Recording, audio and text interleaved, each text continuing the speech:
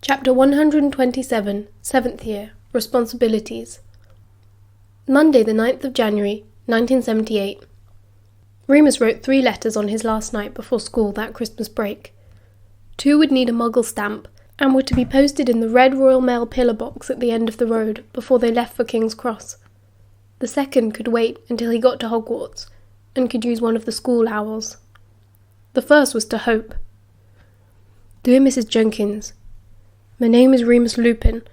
My father was Lyle Lupin, and I believe I'm your son. I'm now 17 years old. I was given a letter, written by you, in 1965. I hope you don't mind me writing to you. If you would like to write back, I would like that very much. Yours sincerely, Remus John Lupin. He thought he'd better sign it off with his full name, though he would be very surprised if there was another Remus Lupin living in Britain. He also thought it best to keep it short and to the point. She would appreciate that, maybe, if she chose to ignore the letter. The second letter was to Grant. Dear Grant, I hope you had a nice Christmas. I wish I could have come to visit, but I stayed with my friend's family, and it's hard to get away. I hope you're all right. How's the job going? Have you saved up for a flat yet? I'll have to start thinking about that soon. It's my last term of school, ever, and by June, I'll be living in the real world. I hope I can see you then. Please write back as soon as you can, and let me know how you're doing. Yours, Remus. He didn't want to put yours sincerely, because it seemed silly and over-formal. He didn't want to put love, because that seemed very extreme. So in the end, yours seemed the simplest and most honest way to put it.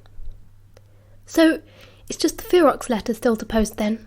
Sirius asked, as they took their seats in their usual carriage on the Hogwarts Express. They were completely alone. Peter had gone in search of Dorcas, who had apparently written him a very steamy letter over the Christmas break, while James and Lily had made a beeline for the prefect's carriage. Just the Ferox one, Remus nodded, patting his pocket. Sirius sat on the same bench as him, reclining back and stretching out his legs into Remus's lap, arms folded behind his head. Remus snorted indulgently. Make yourself comfortable, why don't you? Don't mind if I do, Sirius grinned wickedly. So, he said, which letter are you most looking forward to getting a reply from? Which reply am I most looking forward to? Remus quirked an eyebrow dryly. You mean, between my battle-wounded ex-teacher, my young offender ex-boyfriend, or the mother who abandoned me? Well, when you put it like that, Sirius tutted. Honestly, the amount of stuff you keep back. Would you rather I was whinging all the time? Remus sighed, opening the book he'd brought for the journey on top of Sirius's legs. No, Sirius mused, staring up at the carriage ceiling thoughtfully. But, I mean, if you didn't have me to talk to about this stuff, I'd be worried your head would explode. It would not explode, thank you very much. Remus slapped his knee lightly with the orange-covered penguin paperback. You're so dramatic. I coped perfectly well before you decided to involve yourself. How? Well, Remus chewed his lip. You'll think it's stupid. What? I make lists in my head, benefits and losses, and sometimes I have pretend conversations, to help me work through a problem. Bloody hell, Mooney, Sirius sat up, spluttering. You complete nutter. Remus laughed. Yeah, okay. Maybe a bit mental. Sirius slid his feet off Remus's lap and sidled up to him on the seat. Ever had an imaginary conversation with me? No, Remus replied, closing his eyes as he felt Sirius's breath on his neck. I only have imaginary conversations with sensible people. Well, maybe that's where you're going wrong. Sirius began to kiss Remus, very lightly, just behind his earlobe. Remus squirmed, and the book dropped to the carriage floor. Suddenly, the door began to rattle open, and giggles could be heard in the corridor. Sirius and Remus leapt apart, just as Marlene and another girl stumbled inside. Oh! Marlene's eyes widened in surprise, cheeks turning pink. Thought this car was empty. Nope. Sirius leaned back, looking amused. He was eyeing Marlene with a very wicked glint in his eyes. He winked at the girl coming in behind her, a tall, dark-haired 6-year that Remus thought he vaguely recognised. Patel? Sirius nodded. Oh God, Remus thought to himself. Could Sirius possibly have old conquests I don't even know about? Remus, have you met Yasmin? Marlene asked, taking a seat opposite him. She's the new keeper.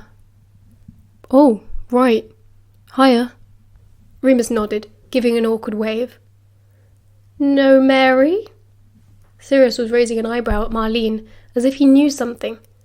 Remus was just confused and a bit flustered. No, Mary, Yasmin answered, with a similar smirk. She's talking to one of the Ravenclaw prefects, Marlene said quickly. It's not as if we're deliberately avoiding her or anything. Marlene looked. Was she blushing? Why was everyone acting so oddly? Remus shifted in his seat, noting the weird atmosphere. Sirius said, still smiling at Marlene smugly. What are you two up to then? Yasmin tutted and looked him dead in the eye with a wry smile of her own. Nothing. What were you two up to? She raised a suggestive eyebrow, and Remus nearly leapt up with shock. She knew. Just who was this Yasmin person then? Nothing. Sirius sat up straight.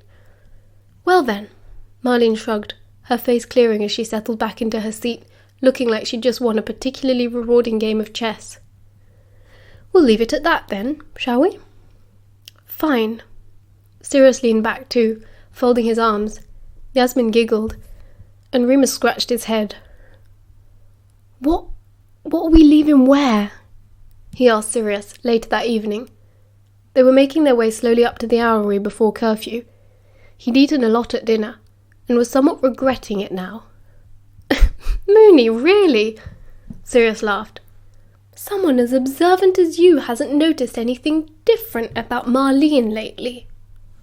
I don't know what you're talking about, he panted, struggling as always with the spiral staircase. Remus didn't want to admit that if he was observant, it was only Sirius he was observing. He typically regarded the girls as a complete mystery, and rarely had any idea what was going on with them unless they explicitly told him. Lily and Mary did this more often than Marlene, who had always been as private as he was. Oh, come on, Moony, Sirius laughed. Marlene and Yaz? Don't tell me you didn't see it. They were all over each other before they realised the carriage wasn't empty. Remus stopped, partly because he needed a moment to catch his breath, partly because he couldn't believe what Sirius was saying. You mean Marlene is... Yep. And Yasmin? Yeah. Bloody hell. Yep.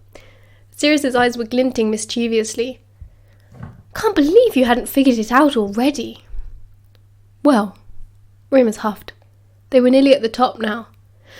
I'm pretty impressed that you did, seeing as you had apparently no idea about me, after we'd been shagging for a year. It wasn't a whole year, Sirius replied defensively, reaching the top and looking around furtively before continuing into the empty room. Remus came in behind him and looked for an appropriate owl. It wasn't a long journey, he didn't think. He seemed to remember Ferox telling him that his grandmother lived in Liverpool.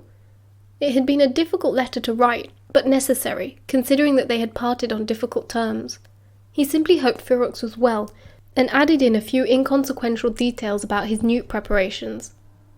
So, if Marlene knows, Remus said thoughtfully, tying the letter to his chosen owl's leg. Yes, I know. James next. Sirius sighed. I don't mean to keep bringing it up, Remus said apologetically, setting the owl free to fly out of the nearest window. He watched it go. No, I promised I would do it. Sirius threw up his hands. Anyway, this term's going to be enough of a nightmare, what with newts and the war.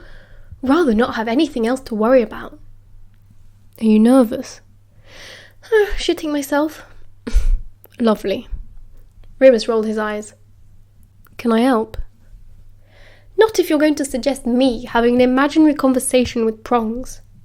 I don't see why not, Remus shrugged. Prongs is easy to do, nice and predictable. Unlike some, Sirius murmured. Anyway, it's not what he'll say that I'm worried about. I know what he'll say. It'll be like when you, came out, Remus prompted, helpfully. Sirius nodded bashfully. I know he'll be his usual righteous self. I'm more worried about the stuff he doesn't say. Well, Remus said, turning away from the window. There's nothing you can do about that. Black! Black! Oi, Padfoot! Sirius's pocket began shouting at him. Sirius grinned, fishing out his compact mirror and opening it. Speak of the devil. Where are you, tosser? James's voice boomed out of the mirror. Owlery. Moony with you? Yep. Dumbledore wants him. Right now? Sirius glanced up at Remus, whose stomach sank. This was never good. 1 hour later. Remus was not surprised to find all 3 marauders, and Lily, who, by this point, may as well have her own nickname and access to the map anyway, waiting outside of Dumbledore's office for him. He was grateful. He was in such a state that if he'd had to walk back to the tower alone, he'd probably have got lost. Well? Sirius asked, eager as always to be the first to know. Said Remus. Come on, Lily said, taking his arm gently. You don't have to tell us. We just wanted to know if you're okay. Of course he has to tell us. Sirius frowned. Remus gave him a warning glance. Can we go somewhere a bit more private? Not the common room. Dorm room? Peter suggested. Yeah, Remus nodded. He wouldn't speak to them until they got there, and used the time to work out exactly how he was going to explain without hurting at least Sirius's feelings, never mind wounding James's pride. Dumbledore hadn't said he couldn't tell anyone, only to exercise caution with who he told. For your safety, and theirs, the old man had cautioned ominously. Remus had serious doubts about whether or not Dumbledore was all that concerned for his safety, personally, but kept his mouth shut. You had to be careful with what you said, in Remus's position. Finally, they all piled into the Marauder's dorm room, even Lily, which was a bit weird, especially when she sat herself down on James's bed, as if she'd done it 100 times before. Remus sat on the lid of his trunk. He hadn't even had time to unpack yet. So? Sirius asked again, impatient, leaning against his bedpost. What did Dumbledore want? He gave me an assignment. Remus stared at the worn-out rug as he said this, not meeting anyone's eyes. He still couldn't quite believe it himself. What? James surprised Remus by speaking first. He gave you, not any of us. James, Lily said sharply, touching her boyfriend's arm. It's obviously something Remus is best suited for. Werewolves, Sirius said. Remus looked up and met his eye. He looked upset, so Remus smiled. Yeah, done it before, haven't I? You've done... Lily started, then shook her head as if thinking better of it. What does he need from you? Why now? They think there's one in Hogsmeade, Remus explained slowly. The centaurs told him, or something. He was foggy on those details, because when Dumbledore had been explaining it, Remus had been trying very hard not to throw up from nerves. Dumbledore wants me to, make my presence known next time I'm in town. See if it takes the bait. Bait! Sirius practically shouted. It's just an expression, Remus replied. Not a great one, Peter said nervously, chewing on his nails. Sorry, Remus shrugged. Don't worry about me. If there is a werewolf, and it's one of Greyback's, then I don't think I'm in any danger. He wants me to join him, remember? Yeah, I remember getting my own invitation to join that side, Sirius said with a shiver. Remus wished he hadn't brought that up. The last image he needed in his head right now was Sirius's unconscious body falling out of the Potter's fireplace on that horrible night. It's not going to be like that, he said stiffly. Nothing might happen at all. It might not even be here for me. And I was okay last time, wasn't I? Only because Ferox showed up. Sirius had forgotten that they weren't alone, and he was gearing up for a proper row. I know, but I'm of age now. I'll know what to expect. Remus tried to keep his own void placid, hoping it would remind Sirius to keep himself in check. It's so dangerous, Remus, Lily started. I know that too, but I wasn't exactly given a choice, he snapped. She lowered her head and pursed her lips. He hadn't meant to raise his voice to her, but he'd just have to feel bad about it later. Now it was too much to ask. When? Sirius asked, calmer than before. Next Hogsmeade weekend. That's in 2 weeks, James said. After the next moon.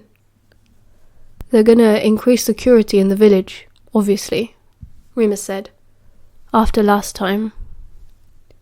Okay, I'm going to need a few things explained here, Lily said, a deep crease in her forehead. James, would you? Remus pleaded. I think I just want to go to bed. Yeah, of course, James nodded, springing into action at once. We can talk about this tomorrow, when everyone's had some time.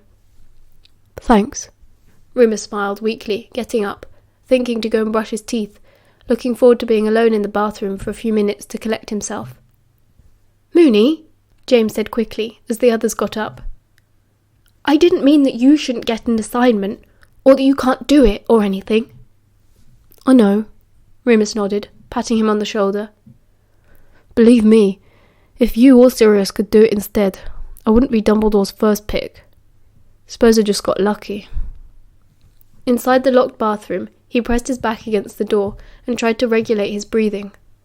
Now that his friends knew, it had all become so much more real to him. The thought that had been gnawing away at him since Dumbledore had first described the task finally sank in. You never actually thought he would ask this, Remus chastised himself. You never really believed you'd be useful. Be careful what you wish for, Loony Lupin. Dizzy and trembling, he now pressed his ear to the bathroom door. They had all left the room, all but one. He wrenched the door open without a second thought, and stood face to face with Sirius. You okay? Sirius asked, his cool blue eyes full of concern. Remus shook his head. No. Sirius reached out, and Remus clung to him. Chapter 128, 7th Year, Preparation. Tuesday, the 9th of January, 1978. Right, Moony! James marched into the Great Hall the next morning, carrying a pile of books he could barely see over. He slammed them all down on the breakfast table in front of Remus, disrupting the porridge he had been picking at. He didn't have much of an appetite somehow. What are these? He reached over to pick up the nearest book. Advanced Defensive Spells. Potter! Lily straightened her back, staring over the pile with a look of bemusement. Have you been in the library? In the morning? Instead of flying? We need to get Moony prepared, Lily. But you said mornings were sacred to you, Sirius said.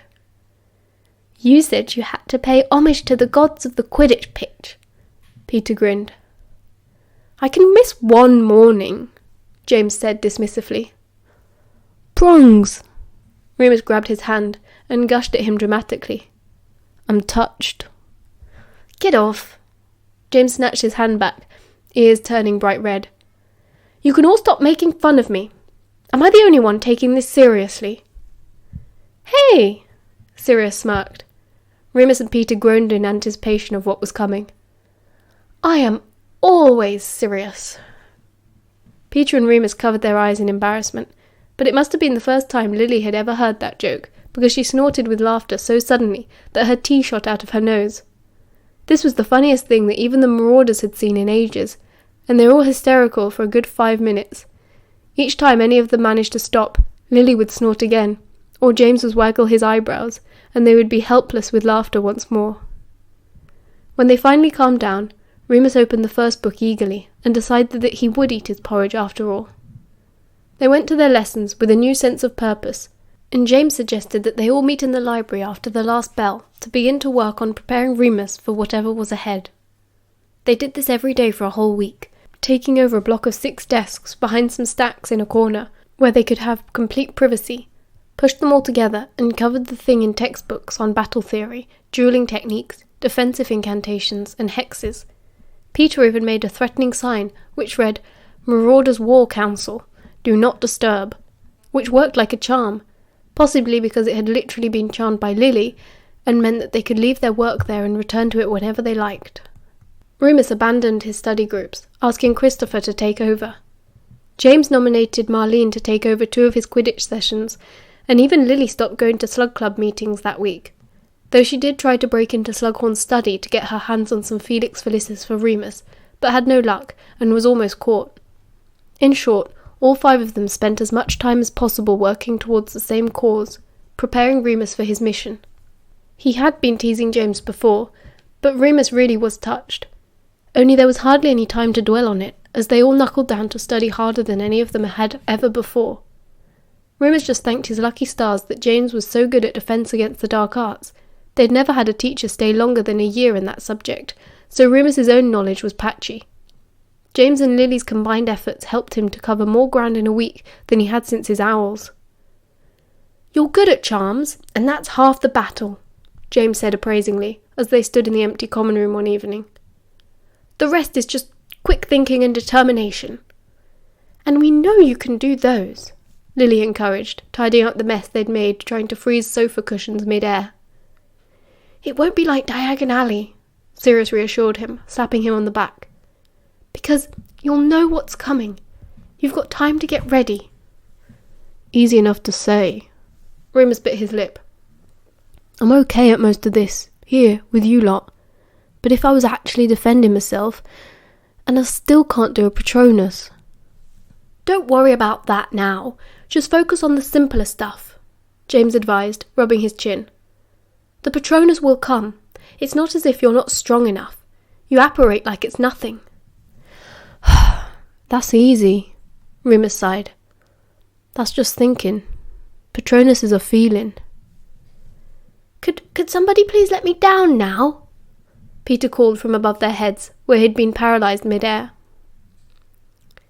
"Dear Remus, thank you for writing to me. My Christmas was good. I never had turkey before. It was nice. No flat yet, but I'm trying. Still staying with my aunt, as you'll see from the address. But I like it here. I like the sea, and I may learn to swim. I've been seeing a nice lad down here, but he ain't as clever as you. Nice body, though. I miss you very much. Your Grant." "Dear Remus, thank you for your letter. I was so pleased to hear from you. I would like to begin by assuring you that I am quite well following the events in Diagon Alley over Christmas. I was sorry to hear that you and your friends were there too. I had hoped the war would be long over by the time you were ready to leave school. I will be staying with my grandmother for a while longer, but expect to be back to work no later than Easter. I've no doubt you will understand why I can't say any more than that. Best of luck with the newts. L. Firox." Sunday the 15th of January, 1978. By the following weekend, they had definitely hit their stride, and Remus was feeling more confident than ever, as long as he didn't think too much about Livia's incredible ability with wandless magic. He tried to convince himself that he was over-prepared, if anything, that Dumbledore had merely required him to show his face in Hogwarts to see if this other wolf, if there even was another wolf, sniffed him out. He might never use anything James had taught him at all. Yeah, right. That nasty voice in the back of his head spoke, always late at night, when everyone else was asleep, and he was mostly alone. As if you've ever been that lucky. They spent all Saturday in the library, all 5 of them. But on Sunday, Lily was required to mediate a prefect's dispute, and Peter had an afternoon detention for poor uniform. So for a good portion of the day, it was just Remus, James and Sirius working in their quiet little study nook. James and Sirius were on the blacklist for the restricted section, so Remus went in alone, and came back with the biggest book on curses he could find.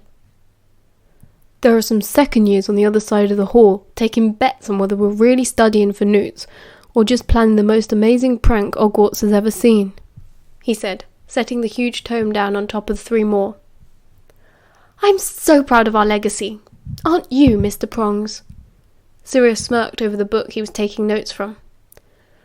"Quite so, Mr. Padfoot, quite so," James replied, scanning a glossary. "Aha!" He grabbed a book triumphantly and began flipping pages. Sirius looked up. "Found something good?" "Maybe," James murmured, reading fast. Remus began to look at the contents of the book of curses. The chapter titles were truly horrible, and he hoped he'd never actually have to use any of this stuff. "Okay," James said. "Look at this."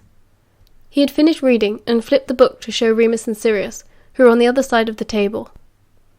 "I really think this sort of thing plays to your strengths, Moony. It's all intuitive stuff, with a lot of punch behind it. The way you do pranks." Sirius and Remus both stood to pore over the book, leaning forward on the desk. Remus's shoulders were still so sore from the last moon. The pain-free days between moons seemed to be getting shorter the older he got. His tendons felt like hard-knotted ropes rubbing against the bone. He stretched to rub a particularly sore spot while he read, pressing down his fingertips and breathing in slightly at the pain. Sirius moved closer, and perhaps, without thinking, reached out to rub the sore spot with his own long fingers. He was much better at it than Remus, who felt a wave of relief as Sirius worked small smoothing circles into his muscles. He sighed tiredly. Remus was the first to finish reading, and looked up at James. The bespectacled young man was not looking at the text, though. He was staring at them across the table, specifically at the point where Sirius's hand was touching Remus's neck. James's mouth had fallen slightly open, and there was a question in his eyes. Remus moved to alert Sirius, who finally looked up at his friend. Seeing immediately what he'd done, he just stared back, still for a moment. Remus half expected him to step away, withdraw his hand, but he didn't. Instead, Sirius wrapped his arm around Remus's shoulder and squeezed him, very deliberately, all the while holding James's gaze. James closed his mouth, looked at them both again, and nodded wordlessly. James straightened up, letting Sirius's arm drop. He had to leave them alone, that much was obvious. He cleared his throat. I'm sure there's a book I've read which goes into some more depth than this. I've got a copy upstairs. I'll go and get it. I'll see you in an hour or so, maybe." Sirius and James nodded, still staring at each other. Remus left quickly, glad the library was almost empty. He felt hot and cold all over, a feeling similar to guilt, even though he knew he ought not to feel it. Halfway to the tower, he bumped into Lily. "Hiya, Moony," she grinned. "Seen Potter?" "Library," Remus said. "But I wouldn't, if I were you. He and Sirius are having a chat." "Oh, I can interrupt a chat," she started off. Remus touched her arm quickly. "Lily, no." He bit his lip. "Sorry, but I really think you ought to give them a bit of time. Sirius really needs it, okay?" "What happened?" Lily looked startled by his seriousness. Remus sighed heavily. Well, she was about to find out anyway, and it was just as much his to tell as it was Sirius's. Come with me. Should we go outside?" "Okay." Lily followed him, looking curious and concerned at the same time, a little crease forming on her freckled brow. Outside in the crisp winter sunshine, everything seemed a bit cheerier. Remus steeled himself, stomach rolling. He had to keep reminding himself that he'd been wanting this, to have it all out in the open. Only now it seemed utterly terrifying. They wandered towards the lake. Remus gazed across the surface, squinting against the reflecting shards of dazzling light. "Remus," Lily asked. "You're making me nervous." "Sorry," he blinked. It's about me and Sirius." "You and Sirius? Oh no, what have you done? Only you two could get into trouble the first week back." "No, it's nothing like that." Remus laughed, despite himself. He rubbed the back of his head, casting around for the right words. Look, you know how you're always saying I should find someone?" "Yeah." Lily frowned again, searching his face. Remus raised his eyebrows. waiting for her to get there. It took longer than he'd expected, but her eyes widened suddenly. "Oh my God!" She covered her mouth with her hands and sat down rather suddenly on the nearby stone bench. Remus sat beside her slowly, his joints stiff. "Sirius," she said. "Sirius," he nodded. "Oh my God." "Yeah. Sorry." "No, Remus, don't be sorry. It's just... Okay, give me a minute." He did, waiting patiently, looking out at the lake. He didn't look at her, because it didn't matter. Lily would be okay. Lily would take it in her stride. "And he feels the same way? You're sure, Remus?" "I couldn't be surer." Remus smiled. It was suddenly very easy to smile. He pulled his cloak and the neck of his jumper aside to show her the reddish-purple bruise Sirius's mouth had left there a few nights before. "Ah!" she gasped. He covered it up, blushing, but still smiling. "Does James know?" "He's finding out right now. That's why I wanted you to give them a bit of space." "Yeah, no, of course," she nodded. "I understand." "I've wanted to tell you for ages." "Ages? How long has it been?" "Since the summer. Well, I got serious over the summer, but we were, there was stuff going on for a while before that, since Sirius broke up with Mary." "Bloody hell." She shook her head again. "So, what? Sirius is your boyfriend? Are you in love with him?" Remus blinked, shuffling away. "I mean, look, it's out now, and that's plenty."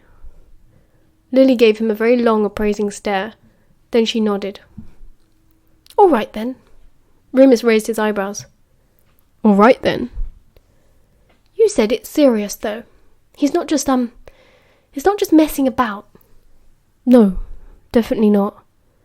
I know it's unexpected." Lily shook her head and looked at him with big, earnest eyes. "Are you happy?"